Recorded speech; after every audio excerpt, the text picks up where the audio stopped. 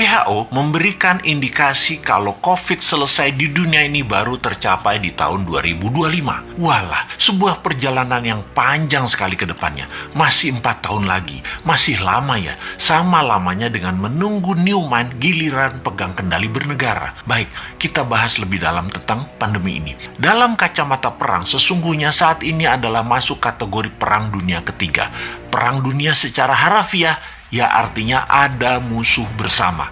Musuh bersama saat ini adalah makhluk tak terlihat, makhluk kasat mata. Karena masuk kategori perang, maka pasti ada tumpah darah, ada casualties, yang ujungnya ada yang menang, ada yang kalah. Karena masuk kategori perang, maka sesungguhnya strategi bernegara harus pakai war mode, strategi perang.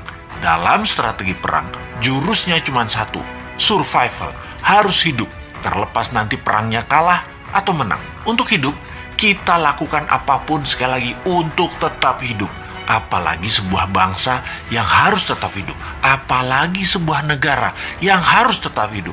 Dan dalam mempertahankan kehidupan bangsa dan bernegara, yang unggul bukan hanya hidup, tetapi juga memenangkan peperangan. Untuk menang perang, kita harus bertempur hebat, punya mental baja, kompak, dan punya strategi jitu. Menurut pakarnya, siapa lagi yang saya ambil referensinya kalau bukan Ibu Siti Fadilah yang saya kenal baik. Beliau banyak menginformasikan melalui YouTube channelnya juga. Kita sarikan bahwa virus punya sifat alami untuk survival, untuk tetap hidup.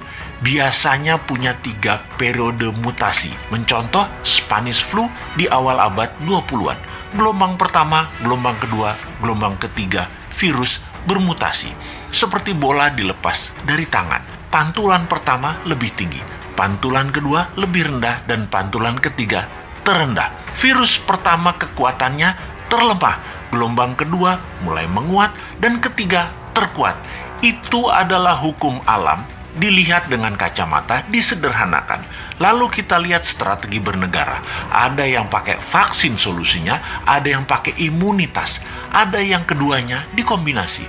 Amerika di zaman Trump pakai cara yang terlihat kasar, yaitu membiarkan rakyatnya terpapar dengan cepat dengan niat agar herd immunity tercapai alami, juga dengan cepat karena yakin imunitas rakyat Amerika baik dan sistem kesehatan Amerika terbaik di dunia. Casualties atau korban perang di bawah 1,5% ternyata. Saat ini terdapat data bahwa 49% rakyat Amerika sudah terpapar dan punya imun sistem sendiri, dan suntik vaksin sudah mencapai 20% populasi, alias herd immunity sudah tercapai di Amerika saat ini. Vaksin tetap dilanjutkan. Prinsip kebijakan Gedung Putih ala Trump melawan Fauci dan WHO, namun membuahkan hasil positif sekarang.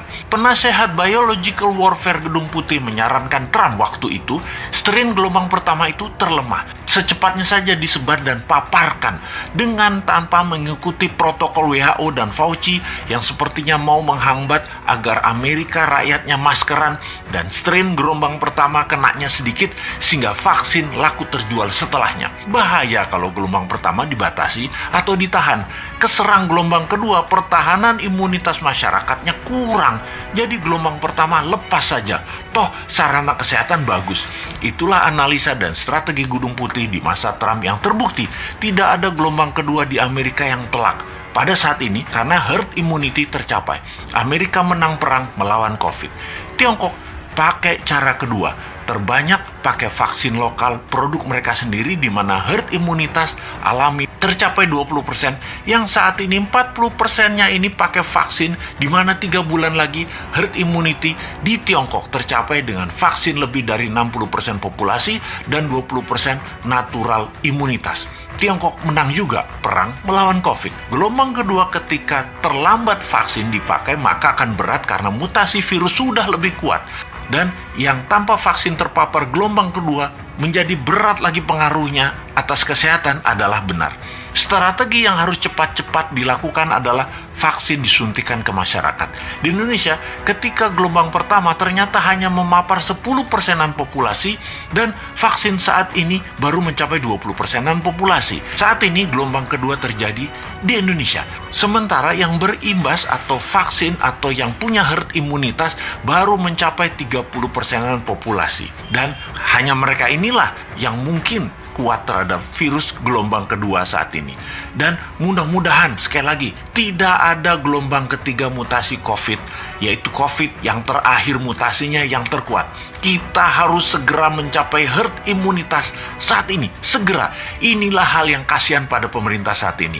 Kita tidak menyalahkan hal ini sudah terjadi, tetapi kita harus melihat ke depan. Sistem kesehatan kita belum sebaik negara maju. Imunitas vitamin, makanan masyarakat juga belum sebaik negara maju.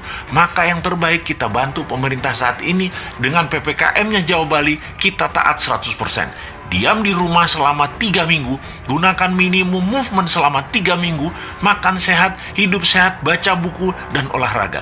Ini semua karena sudah kadung, dan kadung juga pemerintah beli vaksin banyak banget, sampai 400 juta katanya, untuk memvaksin seluruh rakyat Indonesia. Vaksin ini ada batas waktu, ada expiration date, jadi harus cepat-cepat. Pandemi, kalau penanganannya benar, sarana kesehatan baik, dan imunitas vitamin yang didahulukan, menurut Ibu Siti Fadila, dengan 50 juta vaksin cukup kok. Kecuali pesan banyak ini karena sekaligus jadi proyek pejabatnya. Ya walahu alam.